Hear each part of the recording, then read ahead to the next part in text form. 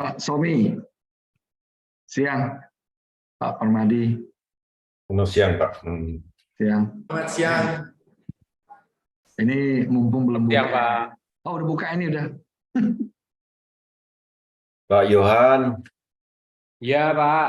Apa kabar? Johan. Baik. Pak Somi sudah makan? Barusan nih cepat-cepat makan nih. Biasanya makannya lalu itu ya, itu jamnya tanggung. Makannya apa, Pak? Tadi makan sate, Pak.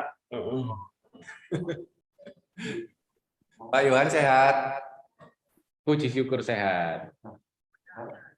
Yang penting sehat dulu, Pak Permadi. Sama-sama, Pak. Biar kuat lembur. Semangat. Semangat. Mohon izin interupsi Bapak-Bapak, kami izin untuk memulai untuk play videonya ya, sembari menunggu nanti di jam 13.20. Terima kasih.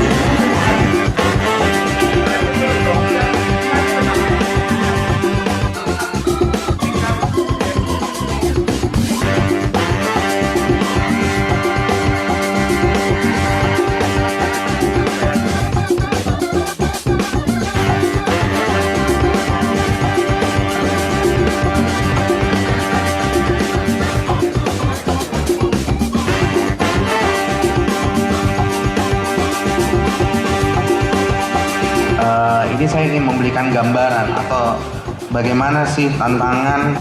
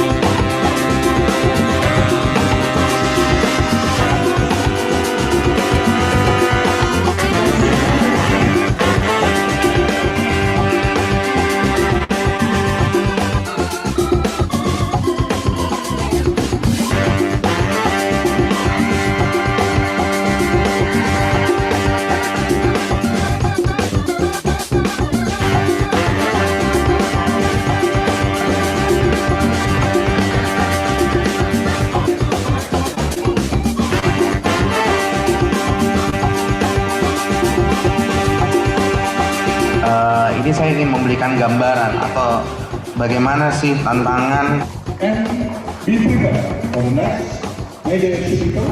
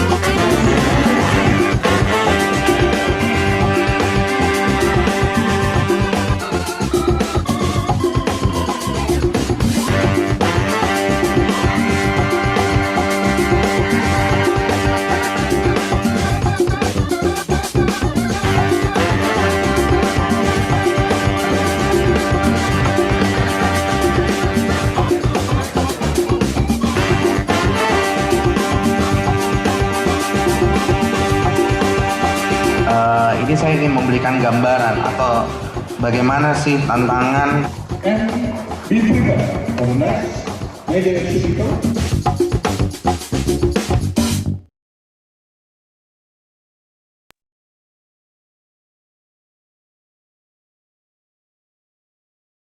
Yeah, so can everybody hear me? Can I get a thumbs up from the panelists if you can hear me? Good. Great. So a very warm good morning, good afternoon, depending on which part of the world you're joining in. We have close to 300 registrations and from all parts of the world. And they are here because they want to participate in this wonderful event, which is structured around Busworld Southeast Asia.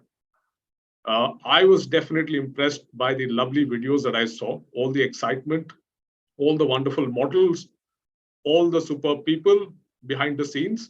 So we've had 2 editions of Busworld Southeast Asia. The third one's coming up in May next year. But right now, I won't talk about it. I have 2 very important people who will get to talk to you about that. What we do right now is to explain to you the context for today's event, and which all of you have understood from the invitation that he sent you. So what we are planning to do is to organize 3 webinars this year, which involves Indonesian and Asian bus industry suppliers with a large component, a large interest from India. So I am Busworld's ambassador to India, and I have it as my mission to ensure that a lot of people from India participate in this exciting event. So what are we trying to do? Apart from, Busworld obviously conducts a lot of events across the world, but underpinning the basis of all these events is knowledge, is enabling people to have good awareness of what is interesting in which market and how can we capitalize on those markets. How can we fulfill needs? How can we collaborate? How can we solve problems? So what we're doing here is to give our audience a first-hand perspective of what it is to be in Indonesia. What are the good things? What are the things that we can work together to make even better? So that is the focus of today that we're going to have in the next 60 to 90 minutes. I hope all of you have had your seat belts nicely fastened and all of you have your comments nicely typed in. At the end of the panel discussion, I am definitely going to turn to the audience for your valued comments and questions, which the esteemed panel will be very happy to take, right? So without much delay, let me, after welcoming all of you once again, let me invite Mr. Baki Lee, who is the director of GEM Indonesia. For those of you who don't know, GEM Indonesia is the driving force, the local driving force behind Busworld Southeast Asia. They are a prominent marketing, event management, knowledge company based out of Jakarta. And Mr. Baki Lee will tell you what has gone behind the scenes and what is working so well for Busworld Southeast Asia. So over to you, Mr. Baki Lee. Thank you, Mr. Sridhar.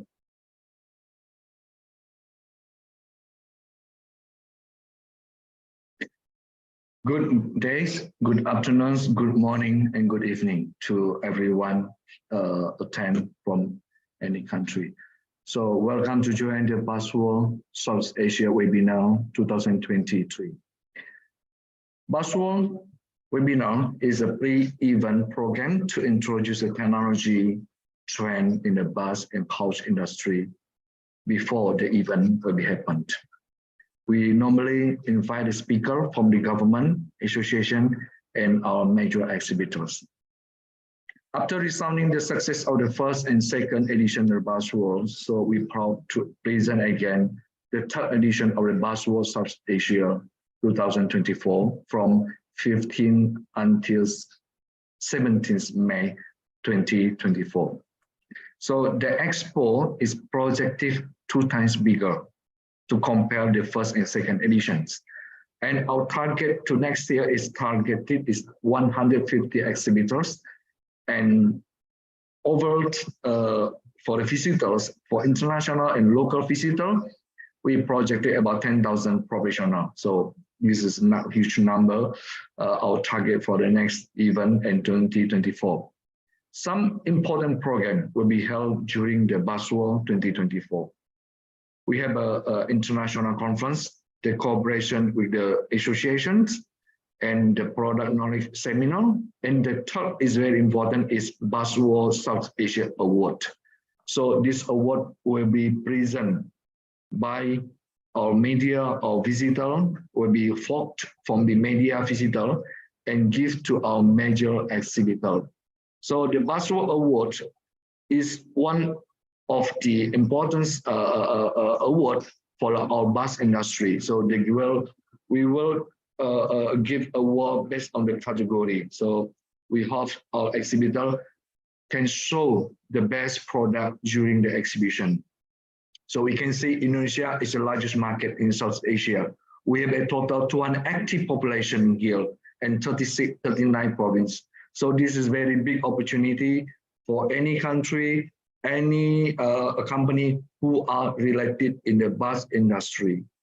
So we're talking about the bus, we must talking about the road. So you know, Indonesia now is very aggressive to build the road right now. So total right now is 2,760 kilometers until this last August. So in the end of the years, about 2024, the target is 3,196 kilometers. So increase the road, it means increase the destination. The increase the destination will be increase the number of the bus. The increase the number of the bus is happy for the bus manufacturer, bus bodybuilder, of course, for the bus component. So welcome for all business involved the bus industry, manufacturers, bodybuilder, and supporting industry coming to Indonesia to join the next year for the Busworld South Asia. So today we will know how about the bus, understanding the bus market from our speaker. Yeah, my friends, Mr. Johnny, Mr. Somi, JC, Johan, and Mr. Eka, Pramadi, they will unveil, they will reveal how is the market Indonesia bus market right now in Indonesia. So if you are interesting, you are looking for the business and willing to inform the bus and coach market Indonesia or Asian market, you must join the Busworld South Asia 2024 on next year May. Until now, overall, the exhibition floor is 60% is booking. So if you want to secure your participation, please contact our team. Okay, we're looking for you on May next year, 2024. Thank you for joining us. Terima kasih, Mr. Baki.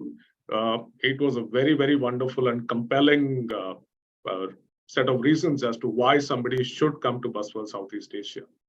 Now, let me turn to Vincent, who is the General Manager of Busworld International. He will tell you why Busworld Southeast Asia is so important in all the shows that his organization conducts across the globe and why he's so excited to be part of it and preparing for it. Vincent, over to you. Good morning, good afternoon, good evening to everyone. Very happy to see you again and to be with you again today. We are, of course, in full preparation of Southeast Asia, and it is a fact that Busworld as an organization is very keen and ready to put all its energy into a country like Indonesia, and especially in our exhibition in Jakarta. We are here for the third time. We survived the pandemic. We had a rough time also in Busworld, organizing events worldwide, but nevertheless we are sure that if we attack the market in an intelligent way, we can still make the difference. And that's why we are here together today in our first webinar, trying to bring Indian suppliers close to the Indonesian bodybuilders.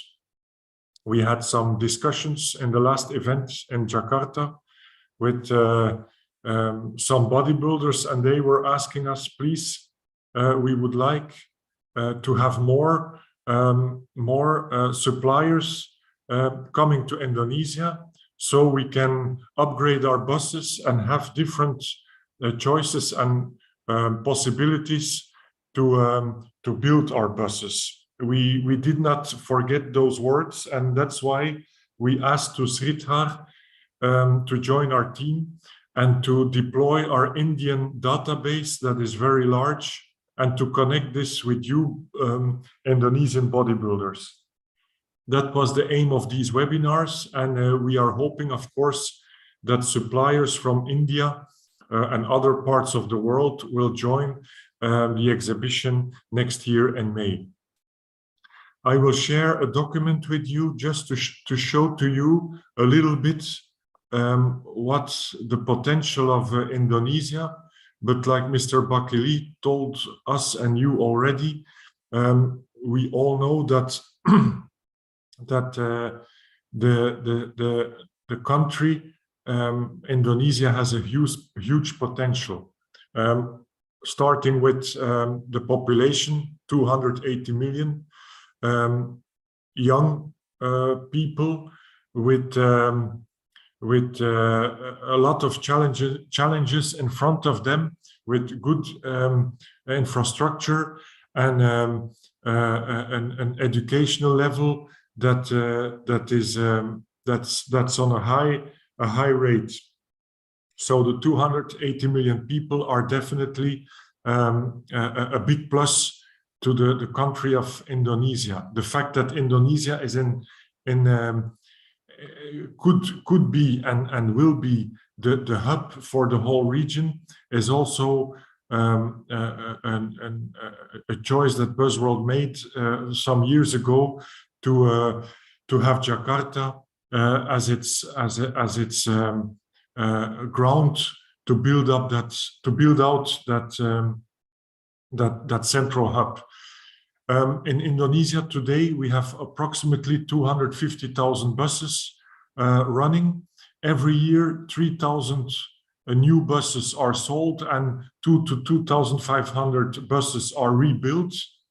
The government is pushing and investing in the road infrastructure.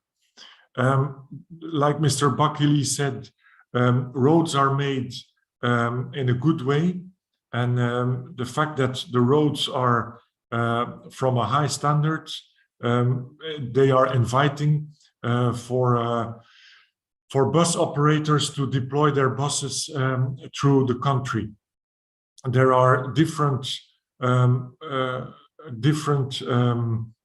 investments such as bus rapid systems in different cities. I do not have to tell you that Indonesia is counting different cities from over 1 million and more people. So the need for public buses is very high. There is also an increase in tourism in Indonesia, especially with the area of Bali, and also coaches are getting very important. So all those things will be shared in our Busworld event in Jakarta, and I'm very happy to see you next year. And please enjoy the webinars. They will give you a lot of information, and we hope that Busworld is not only for you a partner, but part of your family. Thanks. Vincent, that was very, very well summed up. I mean, you did give a lot of very good market knowledge, and at the same time, you also gave us the practical aspects of why Indonesia is such an exciting market.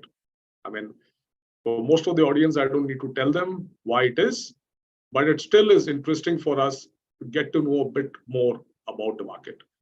So, Inda, can we start the slide for the panel discussion? Yeah. So what we will have now is very exciting. After the wonderful words from Mr. Baki Lee and Vincent, who gave us an overview of the event in Indonesia, we will, as I mentioned earlier, in this, the first webinar of 3 that we will organize this year, talk to some of the leading participants of the Indonesian bus industry, and they will tell us in their presentations about 3 minutes each. They will take us through what is exciting in the market, what are they doing which is exciting in this exciting market, and what is likely to happen in the near future. So I have the great pleasure of first inviting Mr. Somi to make his presentation. Mr. Somi is the sales and market, he's a veteran of the Indonesian bus market, first of all. I mean, he is well known to Busworld, to Europe, to other markets. He knows much more than the Indonesian market, as I've heard him speak.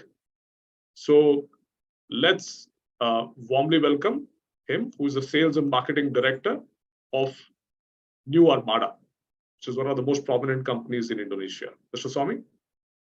Okay, thank you, Mr. Sridhar. Good afternoon, everybody. Good afternoon, ladies and gentlemen, too. Good morning in the rest of the world. I would like to thank that this very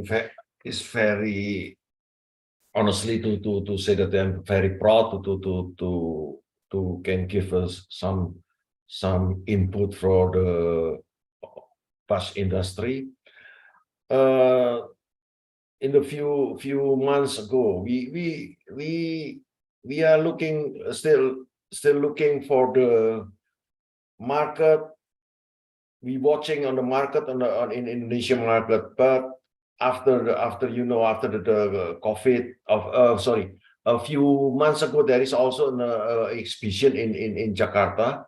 Is what focusing in the passenger car actually, but some of the bus maker also attend on the join on the exhibition. We can see at the time that there's so many so many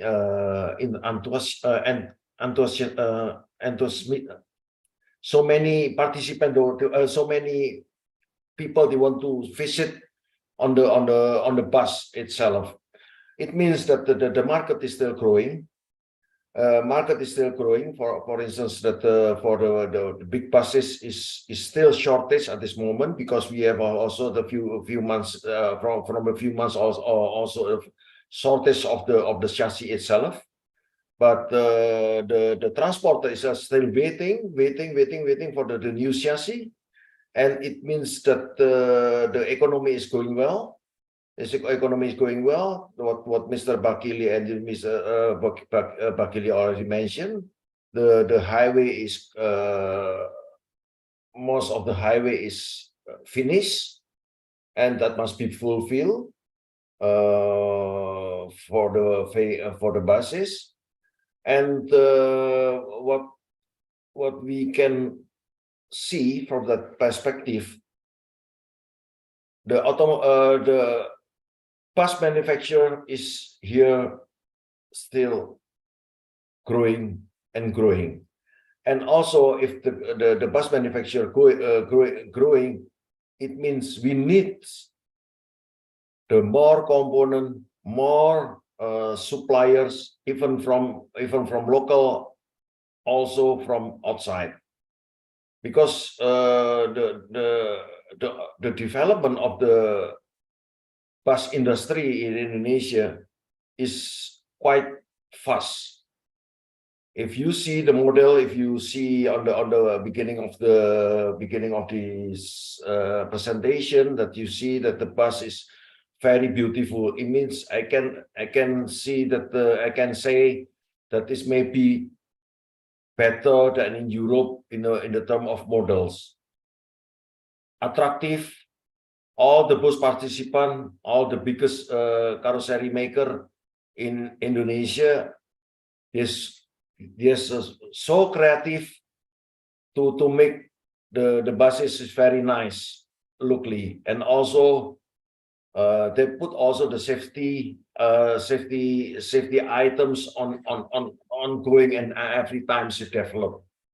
It means we need also the input. When we talking about Busworld, it means we open our barrier that we can see also cross over the world. It's a very important that we can get also cross the information around the globe. I think that in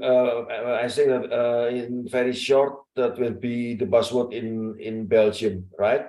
And I think that the participants from Indonesia also a lot of the important VIP will be coming there. It means, once again, Indonesia market for buses is still growing up. It means that we are need to have so many input for developing our product. And so far I know that now is we still face the problem that we don't have a chassis, but the order is already coming. That's all that I think that's what I can say in this session. Thank you. Mr. Swami, so that would be, I mean, it's a happy problem to have from what I understood. I mean, there is a shortage of chassis, but it's also an opportunity for companies around the world who are listening that Indonesia needs quality chassis and quality components. Yes. And we wish that we have a lot of good collaboration so that both demand and supply can be well matched. Yeah. Yeah. Mr. Swami, I'll come back to you during the course of the panel discussion when I'll ask you some questions, of course. Now, I have the privilege of inviting Mr. Johan to speak. Mr. Johan is Managing Director of another very well-known company, PT Tentrum. Mr. Johan, over to you. I know that you had a very good presentation. Okay, thank you, Sri. So please allow me to greet everyone. Good morning, good afternoon, wherever you are. My name is Johan. I am the Managing Director of PT Tentrum Sejahtera. We are a bus bodybuilder in Malang, Indonesia. And also, please allow me to share my screen for a short presentation. Okay. So let me start. So understanding the Indonesian market and gathering opportunity for Indian or any Asian suppliers. I hope that everybody can see my screen. And the next screen, please. So our market condition so far, what is it like? So it's basically what mentioned by Mr. Somi is that the post-pandemic recovery is looking really promising for the Indonesian market, especially with the new highways, and then with the tourism is already open, then it's really, really promising in the last 1 or 1.5 years. But also we can see that the supply from the chassis OEM is not yet stable, so it's still disrupted by components, and then maybe parts are not ready yet. But they are catching up, definitely.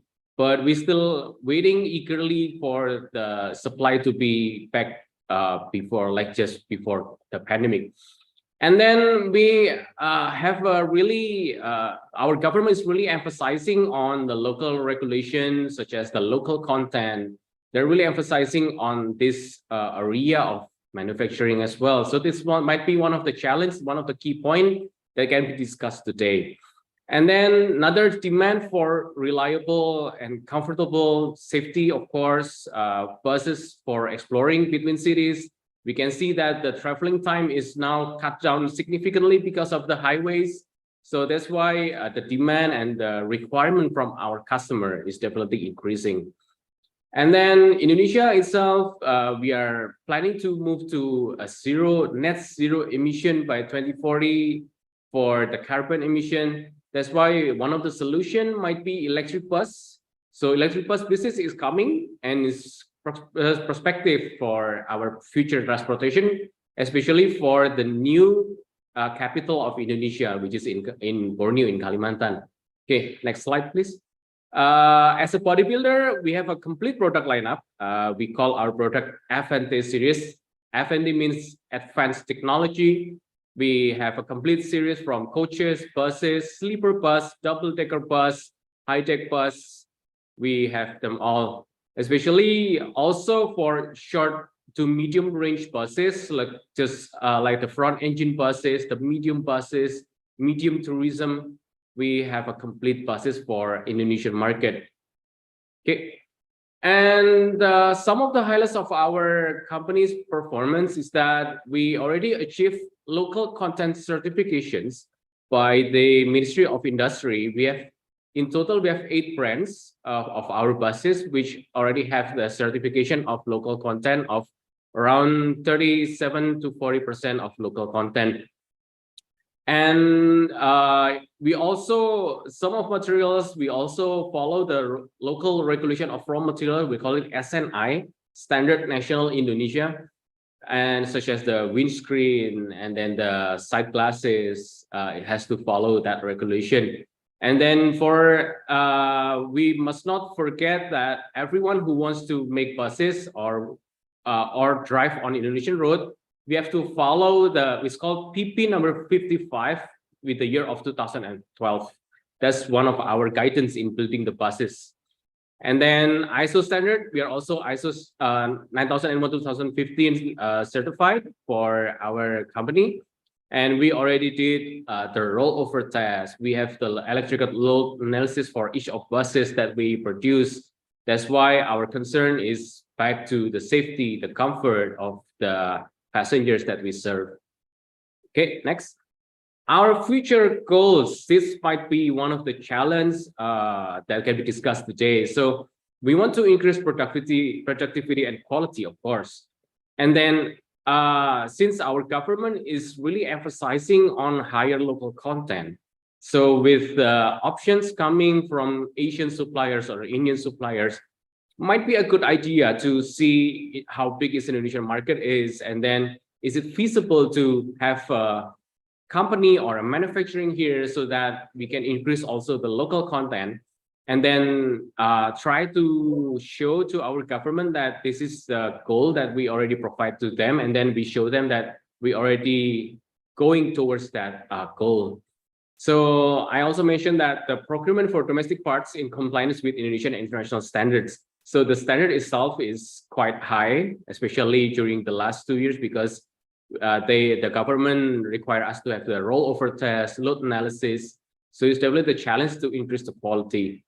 And then we should see that we should be able to see that electric buses will be coming to Indonesia. So we have to learn and perhaps do some development here and there, and trying to capture the opportunity for the electric buses that is coming to Indonesia. So that will be my presentation to just give an idea on the Indonesian market, the challenges that we are facing now, and hopefully, really hopefully that partners from Asian, from Indian can help us in solving these questions and challenges from the government. Thank you. Thank you very much, Johan. It was, Mr. Johan, it was a very, very articulate and very concise presentation, which brought out all the important points. I made 2 or 3 notes. I figured that the quality of buses in Indonesia is very high quality, that the government is very keen on strong standards of safety and also local content. And therefore, if any foreign supplier wants to come to Indonesia, they should not think so much of trading or import-export, but more of local manufacture and collaboration with local companies. Exactly. Exactly. Yes. Fantastic. So let me now, with having acknowledged this, let me move on to the next speaker, another dynamic speaker that we have with us, Mr. Jesse, who's director of PT Adiputro. It's interesting, Mr. Jesse, that how similar Indonesian and Indian names are. I mean, this could very well be an Indian name. So a lot of people could easily understand and relate to it. So it's over to you. The stage is yours now. Thank you for the time. I would like to share my screen. Can you all see my screen?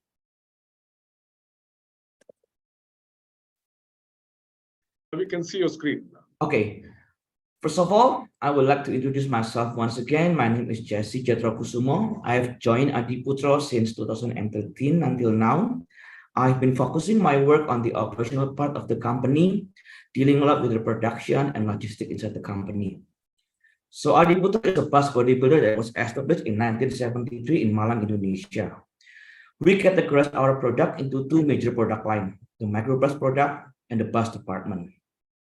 The first one is the microbus department.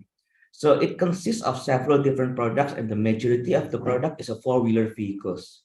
This product is famous for the mobility and also perfect for short route or even inner city transportation choice, because we can access city street and narrow road area. We believe that this product are best fitted for our customers who runs short to medium route shuttle business and also feeder transportation service.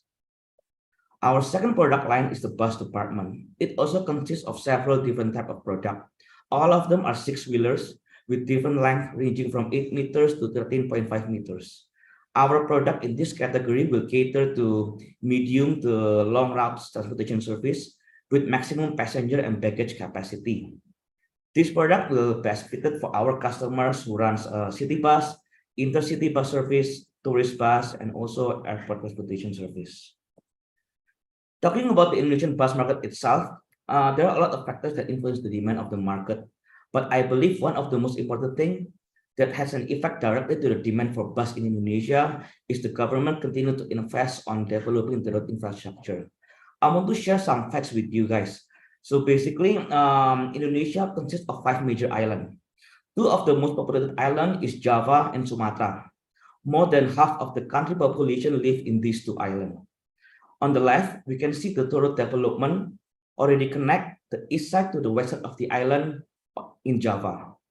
For example, we can see Jakarta to Surabaya, it already connected by toll road and the range is around 800 kilometers. And on the right side, we see the toll road development in Sumatra Island by the end of this year. So even though it's still spread out, the total toll road completed by the end of this year is around 730 kilometers.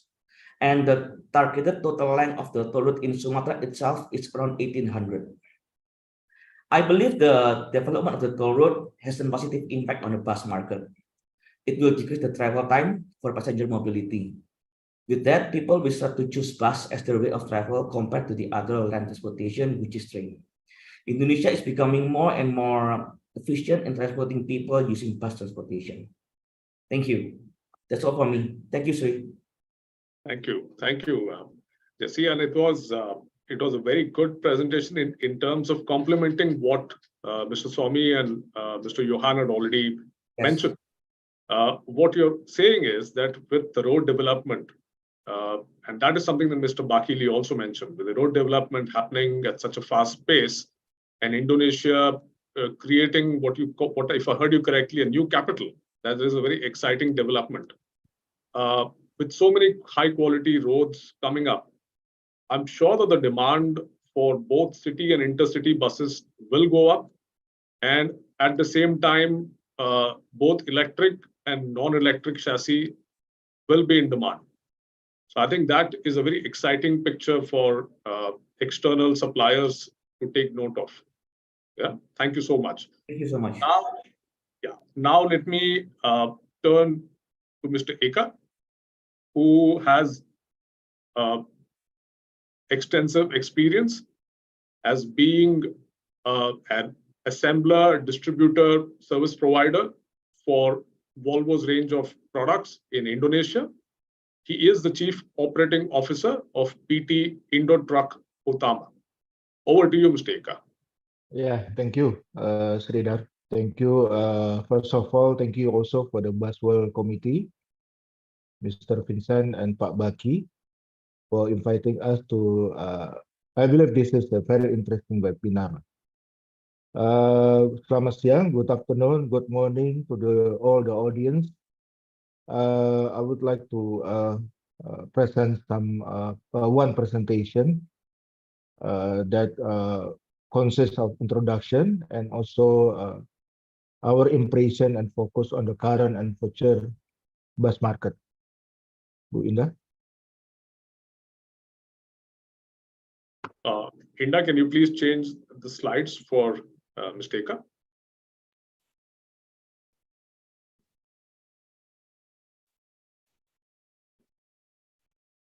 Indah, can you hear us? Joe, wait a minute. Yeah.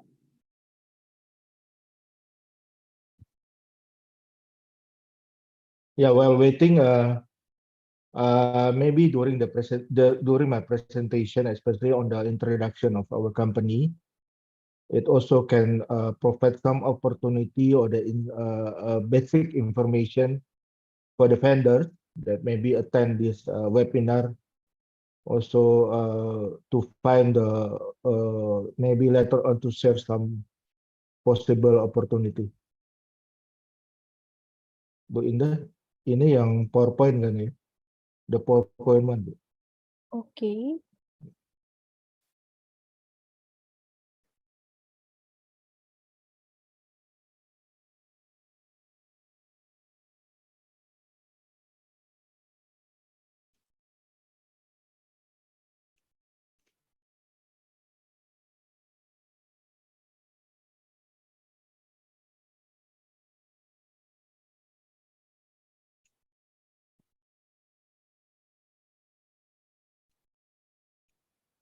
Okay, thank you, Brinda. So I start my presentation. The title is Enhancing Indonesia Bus Market.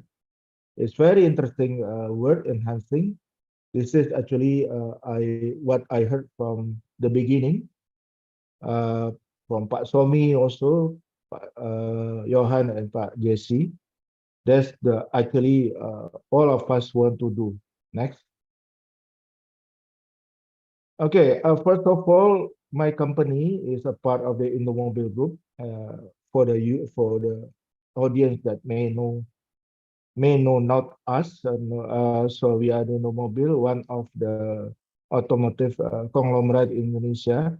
This is our brand. My company, later on, I will tell you the company names. Next. My company is called PT Indo Truk Utama. We established 35 years ago. Basically, we are carry all the Fofo brand in Indonesia, starting from the trucks, bus, heavy equipment, and also some other brands, basically. Next. Coming back to the Fofo bus, which is one of our main partner in relevant to the today webinar. Fofo bus, as you know, already present in many countries, 85 plus countries. They also established very long time, since 1968, and they have also certain manufacturing facilities globally, which is one of their assembly facility is in Jakarta, in Indonesia. Next. For your information, this is our operation network. We are basically spread out very well throughout the Indonesia, from the west side to the east side. So basically, wherever customer put their operation on the buses, so we are there. Next. So this is just information on the Fofo buses development in Indonesia.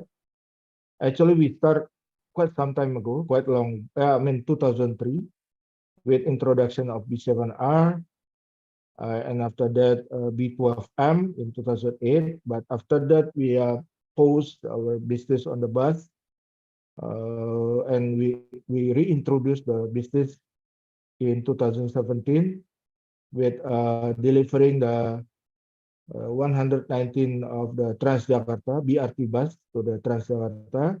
And after that, starting from 2019, we introduced our next generation of bus in the Busworld, 2019. So B11R and B8RE, LE, low entry bus. By 2022, we start to have to assembly our chassis, some models in Indonesia, in one of our factory. So, and after that, by the end of 2022, we introduced our Euro 5 bus chassis in Indonesia. Pushed us to become the first chassis manufacturer from Europe that introduced the Euro 5 in Indonesia. Next. Now, for your information, our available chassis right now, the product consists of several, but starting from the 4x2, 6x2, high normal deck, and also low entry. All of our chassis right now is Euro 5 engines. One of some most popular one like B11R, 450 horsepower, 6x2, Euro 5 with the 4 ISIF transmission. And the other part is B8R, 330 horsepower, 4x2, Euro 5. Application is some for intercity, some for tourism or chartered bus, and also some is for the city bus, especially BRT and some other city bus application. The other part of our product that will be introduced very soon is the what we call alternative fuel buses. Will be started from electric buses. So we hope that we can bring in the chassis very soon. Next. This is related to the market, especially that what happened in the bus market. From our observation, the global bus market is increased, which is a good thing, but also providing a challenge to us, which is Pak Jesse and also Pak Johan and Pak Somi already mentioned regarding the what do you call the availability of the chassis. But in Volvo bus, Indonesia market is getting much higher and much more bigger focus right now in the Volvo bus. So basically, that's why we managed to deliver quite some of the chassis, especially Euro 5 to Indonesia market.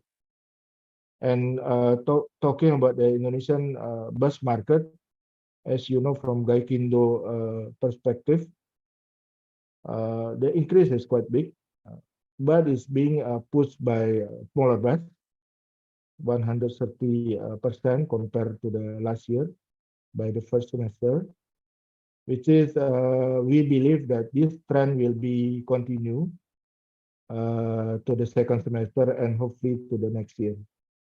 That is basically the basic market trend. The affecting factors is related to the bodybuilder production capacity and also supporting component supply, which is really also related to the today webinar goals to bring in some maybe to other countries vendor to Indonesia. For us, for the chassis manufacturer, it is a problem because we managed to bring in chassis to Indonesia, but our customer need to wait for bodybuilding process because of the component supply, things like that. So there's also a good problem that we need to fix. Second,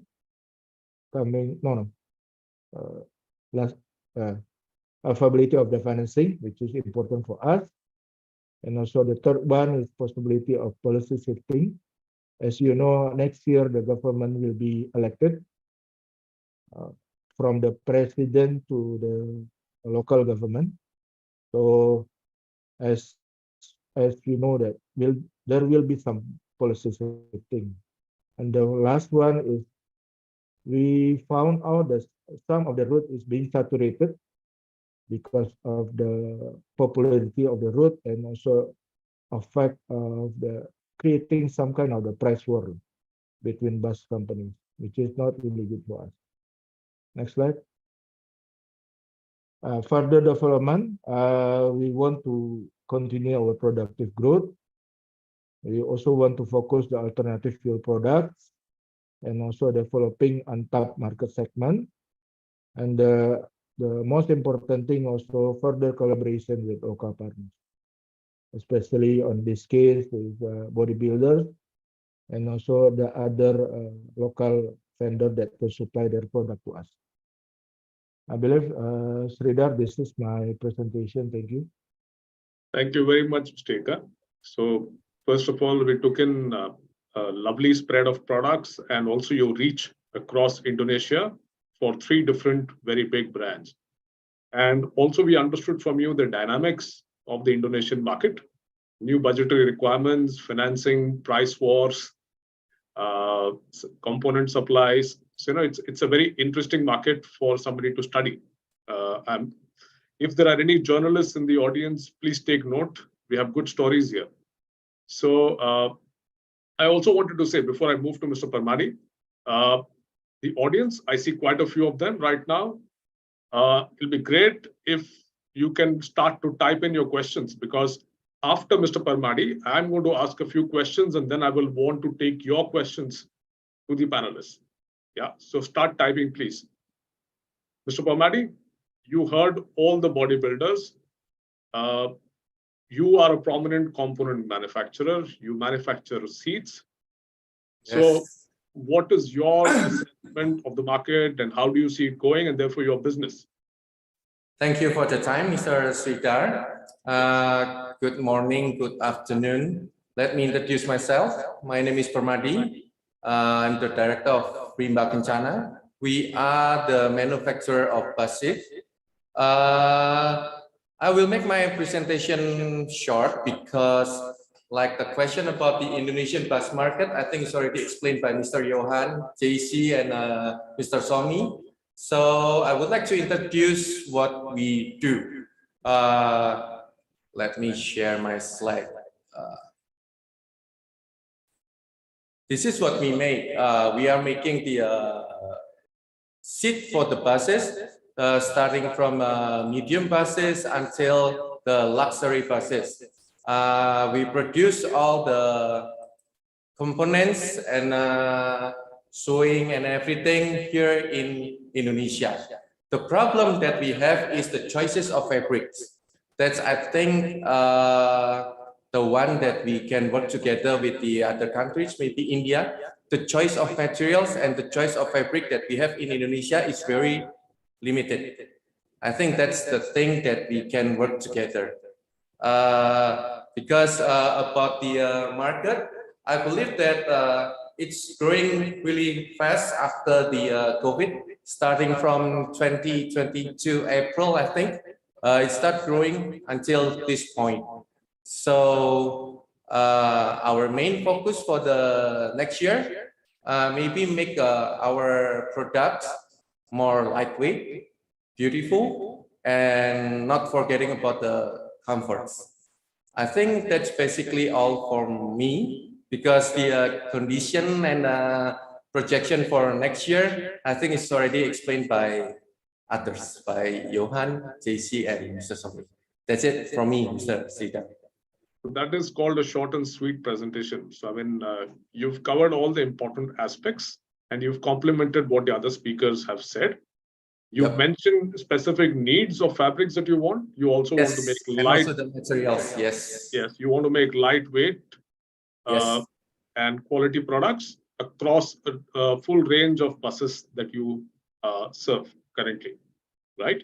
Exactly. So that's especially very about the materials. Yeah. Choice of materials, I think. That's very important. Yeah. And I am very sure that a lot of people who are Indian who are in the audience are taking note of that. Yes. So, yes, please.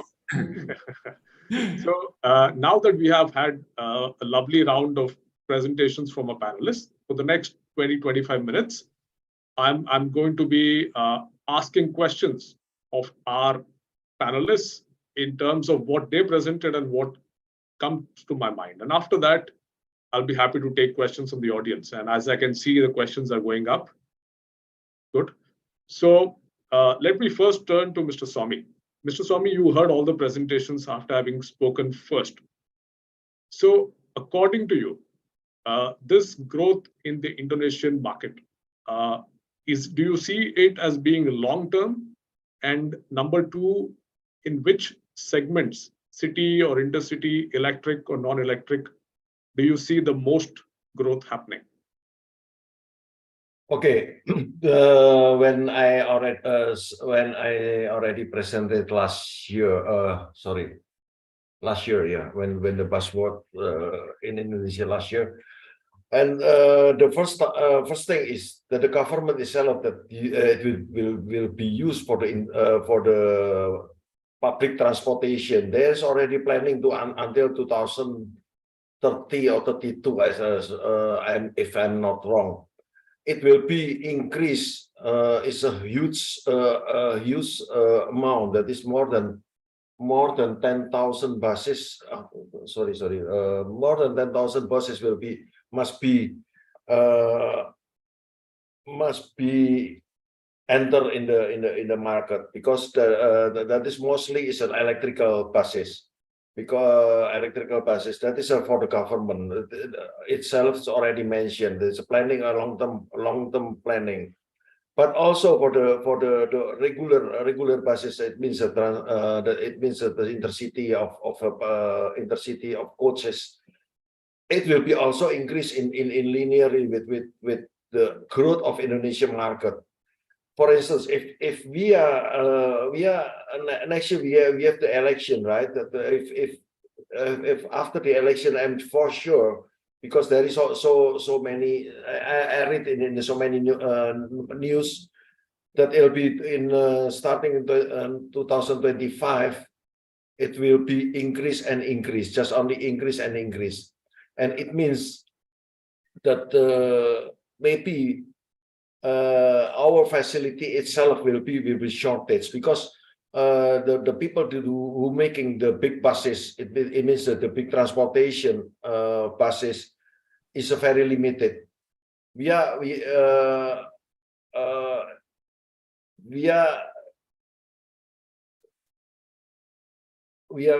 should face a problem when is the prognosis is coming, because there is a huge amount the buses will be built in Indonesia, and we also don't talking about the export, for the export market itself. The export market itself, there is also so many companies they already pursued us to also to have a joint venture with to export in some country, and therefore, if we're talking about in local industry, it will be growing and growing.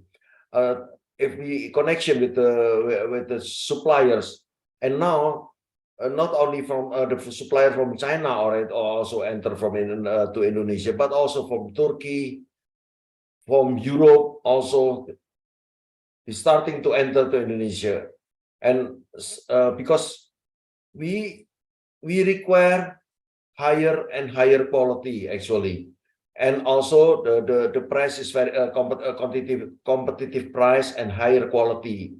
It will be required at this moment.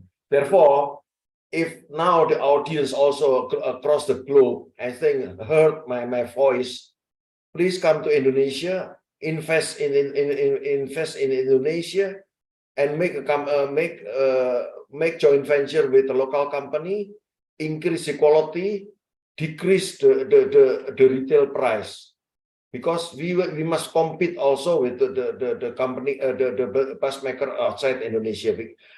And our regulation, our government regulation, there is already mentioned why is the local content must be increased and increased, because in the last regulation what is released in beginning of this year, the import duty of the vehicle itself will be decreased and decreased, and it means Indonesia carrosserie must be ready to exist, because the tax barrier will be decreased and decreased. Therefore, I think it's better that most of the company,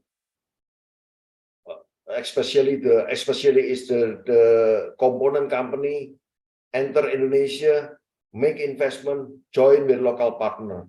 I think it's the better way, because if you ask me about the market will be growing and growing. I can imagine. So, Mr. Swamy, you mentioned a lot of points. Let me summarize it for the benefit of the audience. You first of all said that next year elections are going to happen, and this is something that Mr. Johan and Mr. Jesse also mentioned, Mr. Eka also. So, which means that you will have a lot of spending happening once the election cycle is over. You see a big demand for electric buses, but you also see a demand for intercity buses. You see a lot of foreign companies entering Indonesia. You also expect more possibilities for collaboration.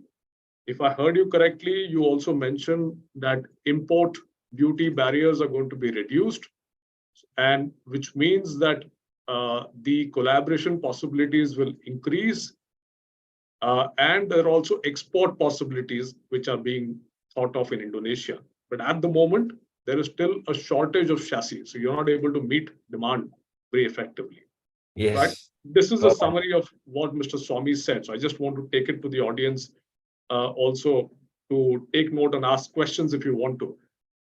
Next, I will turn to Mr. Johan.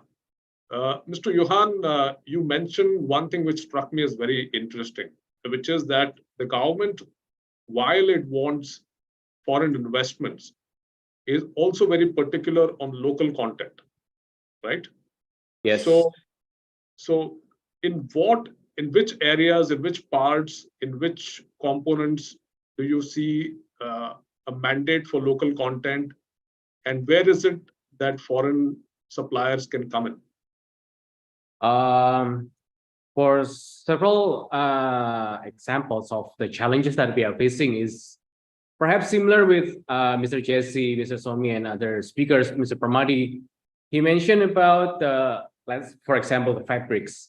We are limited to several choices of fabrics that we can use for the buses in Indonesia. So definitely this is one of the simple example. If there is a company from abroad who can have a joint venture like Mr. Somi mentioned, and then come to Indonesia, transfer their technology, transfer their businesses, and have a branch here of manufacturing, and can supply us with a good quality, competitive price products, then I believe that will be a good example that we can show to the government, because with the new regulations from Ministry of Investment and Marinvest, we call Marinvest, they really require 2 points. The first one is local content, we call it TKDN, Tingkat Kandungan Dalam Negeri, and second one is PMP. Combined together at least 40%, then we can receive the benefits from the government. What kind of benefit it is, they still haven't mentioned yet, but it is becoming one of the hot topics that they are discussing now about the local contents and PMP.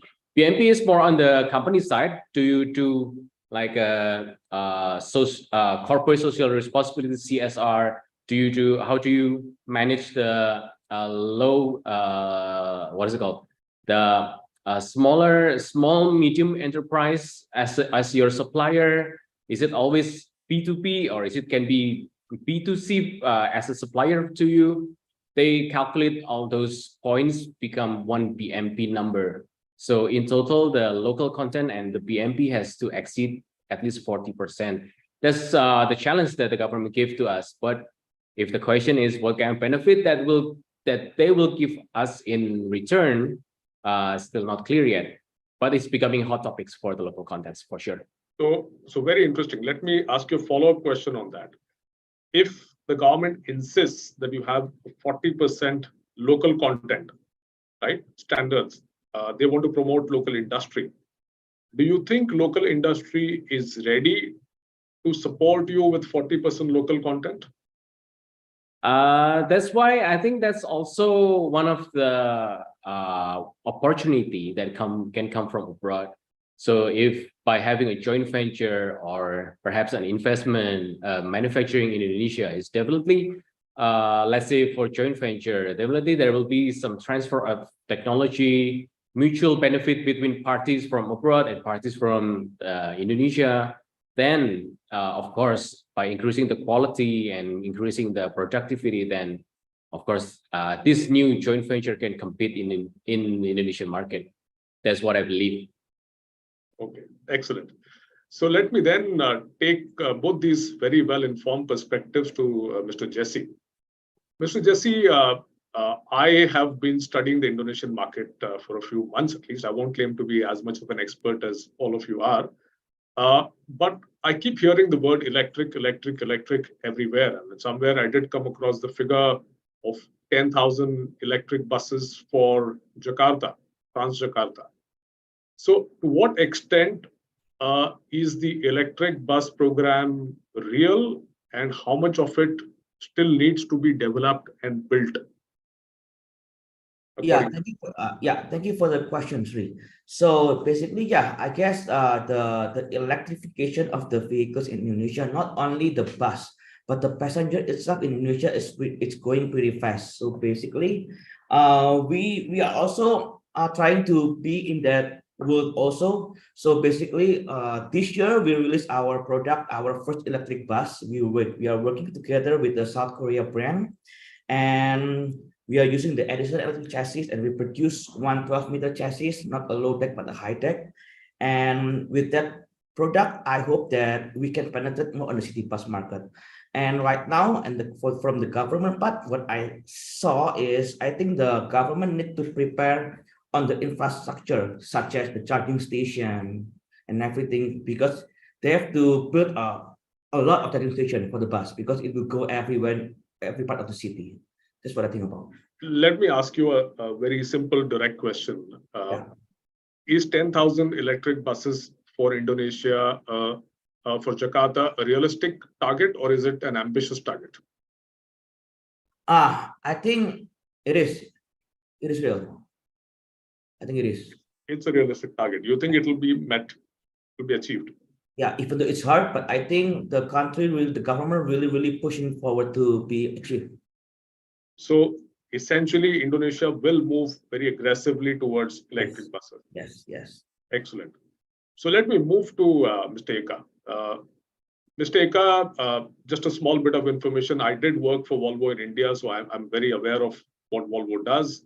And I know that Volvo stands for high quality buses, right? So to what extent is the Indonesian bus industry or the average passenger interested in high quality buses as opposed to simple functional standard buses that take you from one place to the other? That's question number one. And number two, what is, according to you, the availability of locally manufactured chassis vis-a-vis imported chassis? So two questions to you.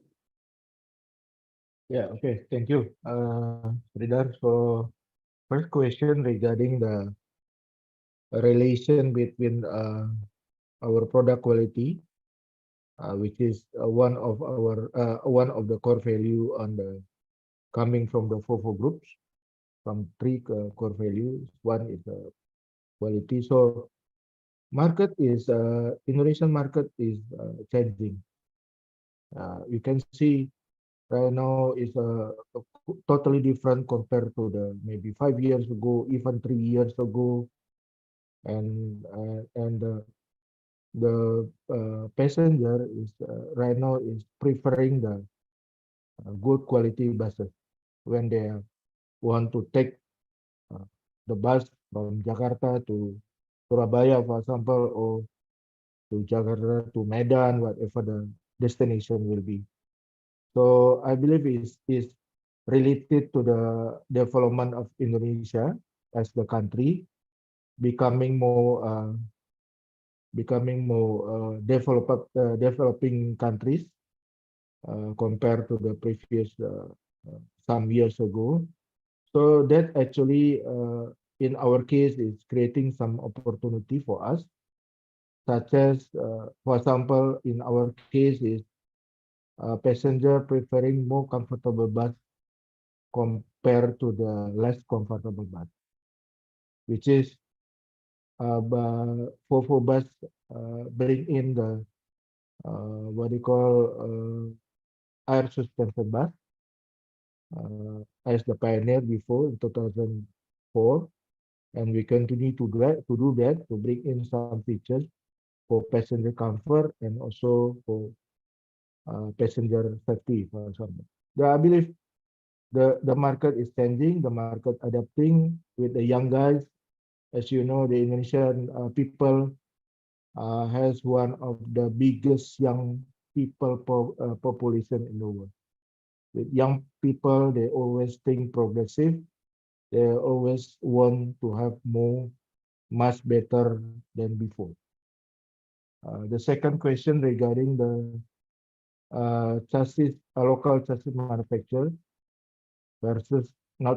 compared to the imported imported chassis manufacturer. This is in the bus industry, you cannot avoid. Someday there will be a local manufacturer coming, totally local, coming into the market that everybody cannot avoid. In the same case, also maybe like in the passenger car or whatever the product will be. So for us, we step further by produce some of our chassis or assembly our chassis locally, and we put some local content, start to put the local content inside our chassis. So by doing that, we hope that for bus becoming have much more local content compared to the previous Volvo bus chassis. Very good. Thank you for the answer. I mean, so basically, I got it that the market is gradually moving towards higher quality buses, and you feel that there is still a shortage of locally manufactured chassis, but in time you feel that this need will be fulfilled, especially if you have more foreign players making their chassis in Indonesia. Now, one question to all the bodybuilders before I move to Mr. Permadi for the component angle. Do you think? Sorry, Sri. I will make a correction about the demand of the electric buses. What mentioned by the government, Sri. Yeah. Please It's go ahead. totally is 45,000 buses until 2030, which is 10,000 will be in Jakarta of DKI. That is what is the demand for electric buses. Actually, the regular buses of this ICE this is the conventional one that is also still exists, maybe, but the volume is maybe a little smaller because there's only for uses for the intercity. Because now I'm not believe that the facility for the intercity for the electric buses is already done in that years. Yeah, that's what I want to mention it. No, thank you very much for the clarification. 45,000 is a very big number. No, actually, I wanted to have two last questions before I go to the audience.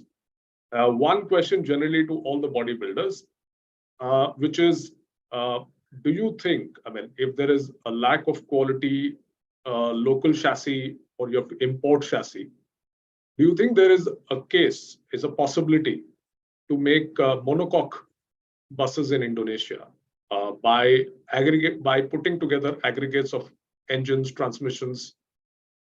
So is that possible? Has that been done before in Indonesia? Any one of you can take the question.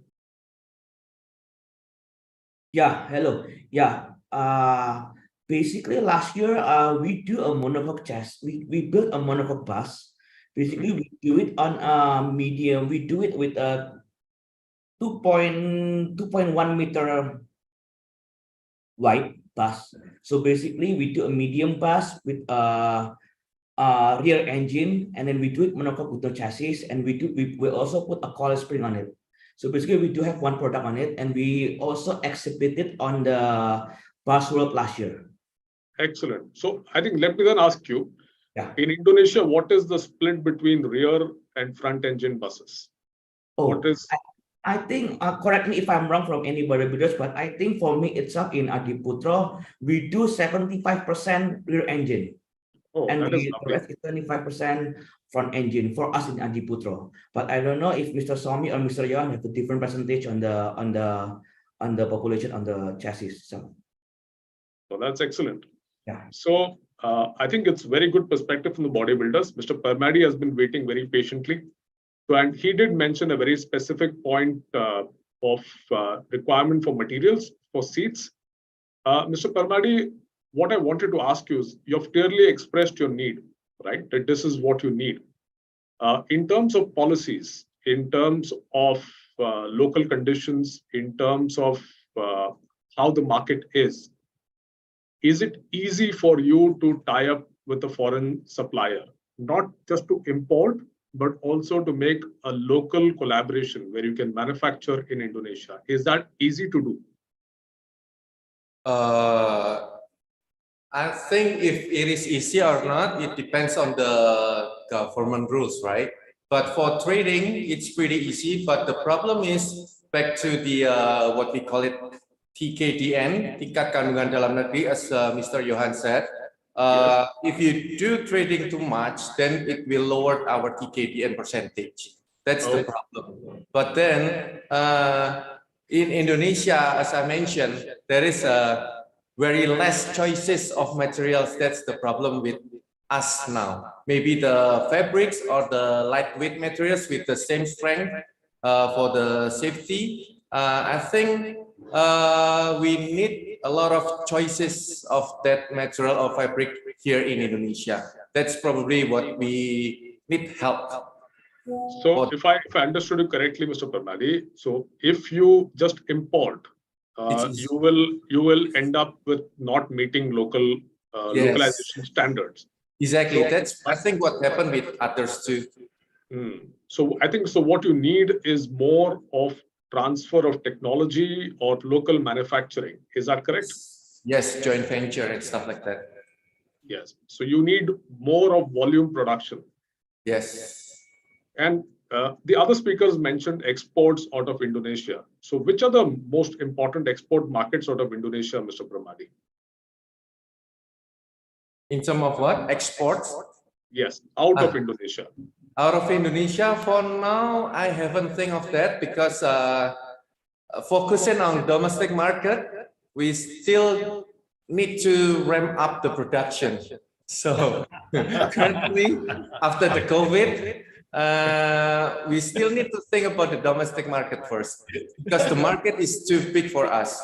Okay. That's the thing. Very good. Yeah, so, thank you. Thank you. Thank you very much. So I think now is the time to dig into the audience questions. They have been quite active. I have about 10 questions. I'll try to take in as much as I can, right? So the first question comes from Mr. Thoib Muhammad, who asks, what is the challenge to exporting buses? The same question I asked. Is it regulation or is it permissions? Any one of you can take it. I think Mr. Swami can take it. Okay. I have mentioned before, I've also mentioned to the government about the export policy of the chassis itself. There is so many things that that is a restriction of the OEM. It means the sole agent that there is also a connection with his principle that the chassis what they produce is in Indonesia or is sell in Indonesia just can only selling in Indonesia. I don't know what is the background actually, because maybe also Indonesia has tropic weather. It means that maybe also the principal will control of the product, his product. If for the four-season country and so forth, that it will be problem if it just only for a tropical country. Maybe that is one point. The second point is there is a restriction that we cannot export any for chassis to another country except or just only use in domestic Indonesia. It means that the principal will control it.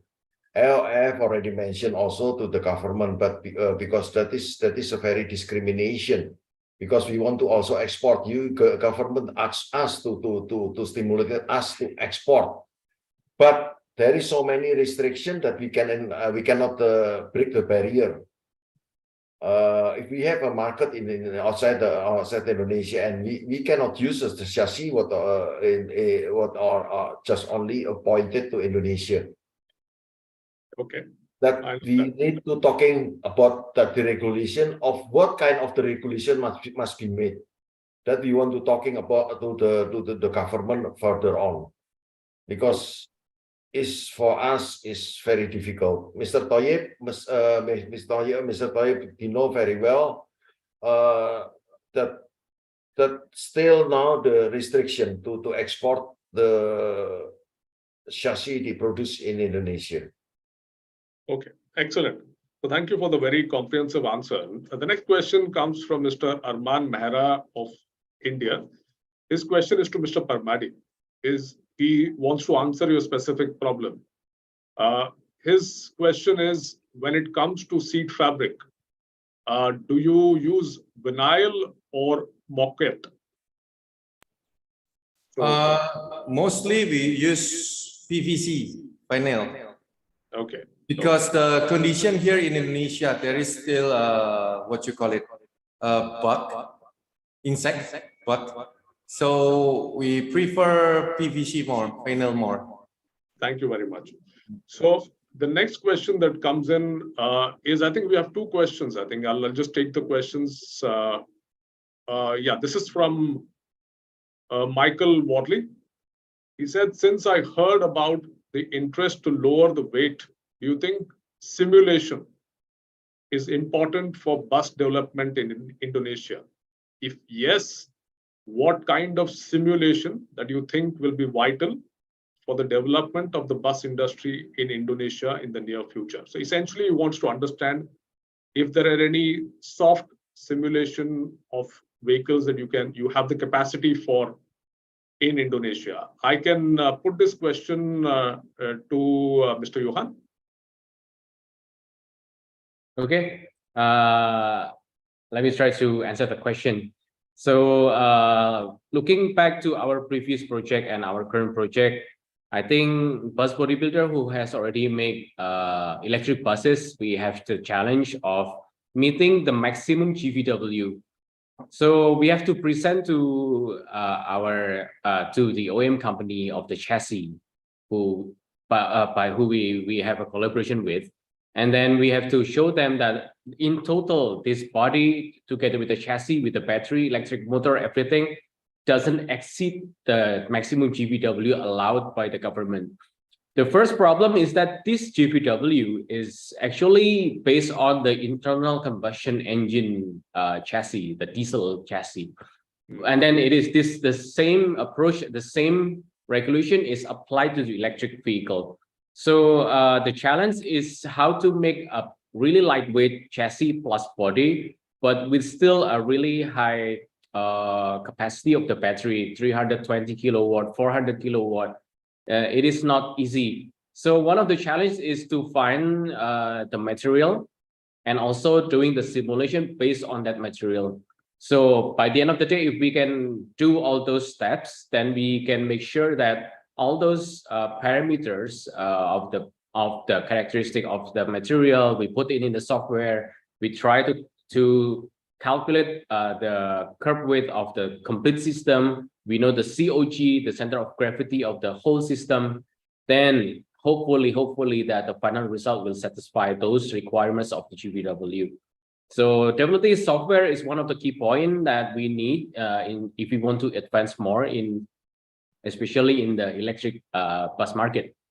So that is an opportunity again for foreign suppliers to help Indonesian bus industry with simulation software. Yes. Right? Thank you so much. So there's a question from Mr. Irha, which I will put to Mr. Ika. He asks, since we have talked a lot about highway development and high quality roads, his question is, what is the market opportunity for LNG fueled buses for the Sumatra to Java long distance route? So let's simply keep it as, is there a good potential for LNG fueled buses in Indonesia? Yeah, thank you for the question. Basically, there will be opportunity for alternative fuel in Indonesia because especially with the focus from the government and also the private sector to help the government to reduce the emission. But the problem is, I tell you the very quick with our experience on the gas fuel trucks, not the bus. The problem is to get the good source of the LNG or CNG, whatever the gas is. Okay. So that's the problem. So to run the bus, especially we need to have the fuel, right? And also the second one is regarding the safety, because gas is much more volatile compared to the diesel. That's why very important. Everybody want to bring in the LNG or gas buses. You need to take care of that safety first. I understand. So I'm going to just take, we are running a bit short of time. Thank you for the lovely answer, Mr. Eka. So it's pretty clear from your perspective that there is demand, but you need fuel, you need safety, right? Without that, you really cannot be running gas or LNG buses. A couple of questions I have. Mr. Rajesh Jain wants to know what is the import duty for interior products used in buses. So basically components. What is the import duty? Mr. Palmadi, you can take it. I don't think I have the answer for this. Maybe others can help me with this. Yeah, so somebody else can help with this. The import duty? Yeah, import duty for interior products used in the bus. Any one of you can answer. Yes, you can go to Google and open. It's called INSW, Indonesian National Single Window or something. If I'm not wrong. So based on the HS number, you can check the import duty for specific products. INSW. INSW, right? Yes. Yes. Okay. Wonderful. So I have a large question here. Let me try to summarize. Can I just intervene, Sridhar? Just a small intervenience. Could you tell us from the experts what is the range of import duties? Is it from 5% to 30% to 40%? How is the fork defined? Do you have any idea? Just to have an idea for the audience? Yes, correct, Vincent. So it's ranging from 5, 2.5 even maybe, to up until 30%, 40%. And some items, even instead of just the number of percentage on the import duty, they also have a limitation. Okay. Some items cannot be imported, or it can be imported with an additional permit. Okay, thank you. Thank you, Vincent, for your specific query. There is a large question from I'm trying to summarize the name. It's Mr. Tunot Aldina Partha Disastra. So the question that is very simply that BRT is big in Indonesia, yes, but also the rail network is developing very fast in Indonesia. So, Mr. Swamy, do you think at some point BRT and rail will be in competition? Are they already in competition?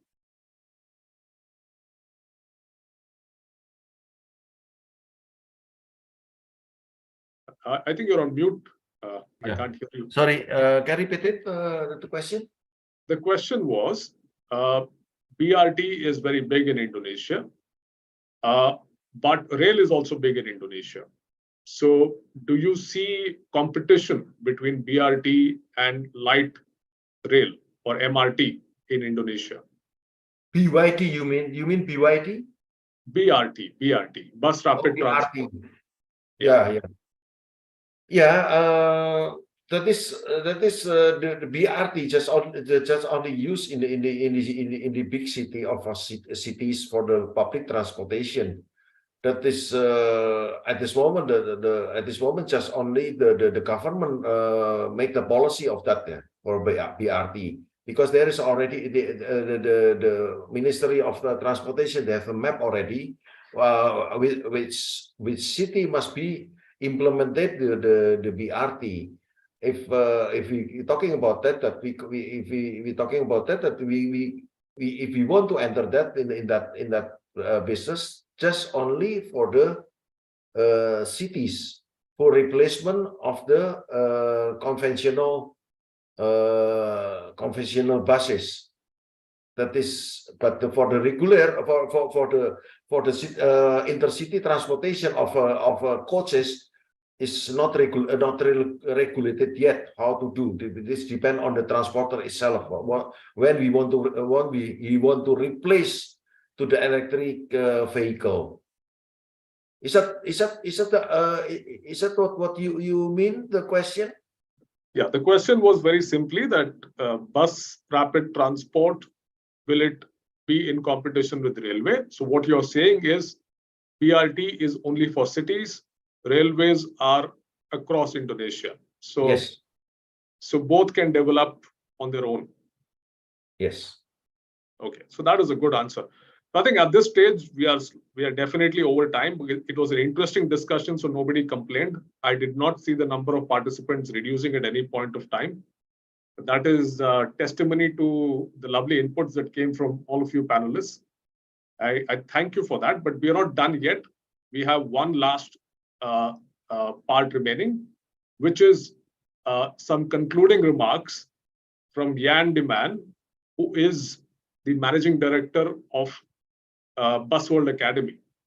But before we go to Mr. Jan, Inda, I thought you wanted to play a couple of slides because we had a lot of questions from people about where to download presentations from and where can they see these proceedings again on YouTube. So stay on this slide, Inda. So for anybody who wants to go back to the previous slide, Inda. For anybody who wants to go through the slides that the presenters presented, this is the place to download it from, busworldsoutheastasia.org, right? Please take note of it. Yeah. And if you want to watch this webinar once again, and if you want to make some notes from it, you can scan this or you can go to this link and basically download it. Yeah. Thank you. Over to you, Jan, now. Thank you so much, Sridhar. I apologize for having missed the first part of this webinar, which was definitely most interesting. But I have the general atmosphere during the last, let's say, 30 minutes that I could follow. Some closing remarks. First of all, thank you to all the speakers. You were very to the point. Some closing remarks about the implementation of zero-emission buses. We refer to electric buses. We see this globally as, let's say, an implementation in urban transport. We remain in zero-emission solutions. We remain very hungry for long-distance technologies, right? And we are looking at CNG. We're looking at other gas solutions, natural gas solutions, etc. But the problem is, as the speaker said, is the availability of it. And the problem is as well that it is not completely zero emission, but it is a solution, of course. Worldwide, there is a big competition going on for hydrogen, for the production of hydrogen and the implementation of hydrogen buses. Right now, we see that hydrogen buses cost about 500% compared to a diesel bus, which is still more than double of a battery electric bus. So the investment remains very important. And that means that even with lower maintenance costs, etc., that we do not get the TCO in the neighborhood of battery electric buses. So in urban transport, everyone right now is focusing on battery electric solutions. But that means that the exchange of technology is very, very important. And as Mr. Sami said so clearly, it is also very important that the electricity that we will be using is produced in a carbon-free way. If not, we're just replacing the pollution, right? So first of all, production of clean electricity. Second thing is the readiness of the grid. Sami referred to this as well. We can produce electric buses, we can drive zero emission, but is the electricity grid in Indonesia ready to, let's say, charge overnight 10,000 electric buses in Jakarta or a couple of thousand in other cities? That is something that remains to be seen. The international collaboration in the manufacturing is going on, and it's getting more and more complex. So the import regulations are being simplified in order to promote this international collaboration. We see it everywhere. But what we see the last couple of years, and it maybe has something to do with the COVID, etc., but we see huge supply chain problems. We see a shortage of chips to steer on the digital processes. We see buses being delivered with 1 year retardance on it, 1 year later than promised, mainly in North America and Europe. We see this. So supply chain problems will still increase while we internationalize our business, and that is why I think Volvo has made it very clear that the local production and the increase of local production is getting very, very important. That will avoid supply chain problems, etc. So Indonesia, to our vision, is clearly on its way to that. And that is why we are convinced that the next 2 webinars, where we will hear importers in Indonesia. Right now, we heard the Indonesian bus bodybuilders, the Indonesian market itself. I'm very interested in hearing, let's say, the Indonesian potential suppliers to the Indonesian manufacturers. And this will be the subject of next webinar. So I'm looking very forward to this. And then, of course, the summum of all this process is the Busworld edition in May 2024 in Jakarta, where we're looking forward to meet you all live and, let's say, enter into the real business at that time. Busworld Southeast Asia 2024 will be a real business meeting between Indian suppliers and Indonesian buyers as well. So thank you once again to all the speakers. Thank you to the moderator. It's been exactly what we have been looking for, and I look very much forward to see you all in Jakarta in May next year. Thank you very much.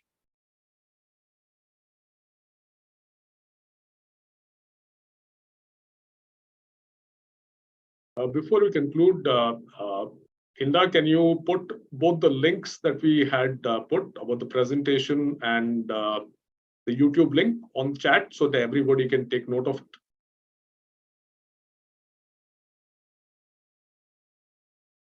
You can type those links on chat, Inda, so people can copy from there.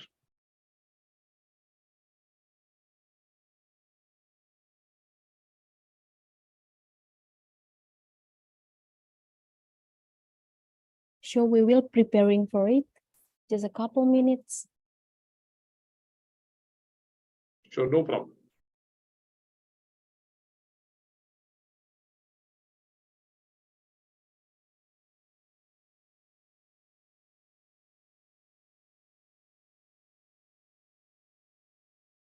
Yeah, we have already sent to the chat box.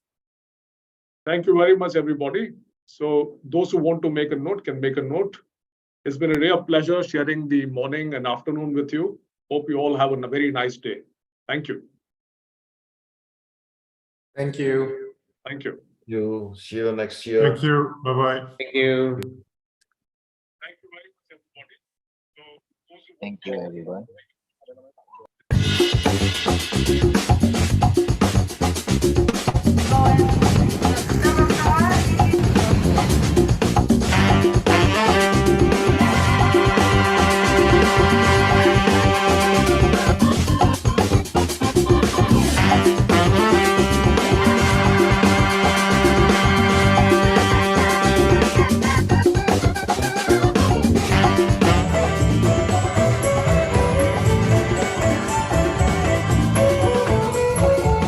Tiga, dua,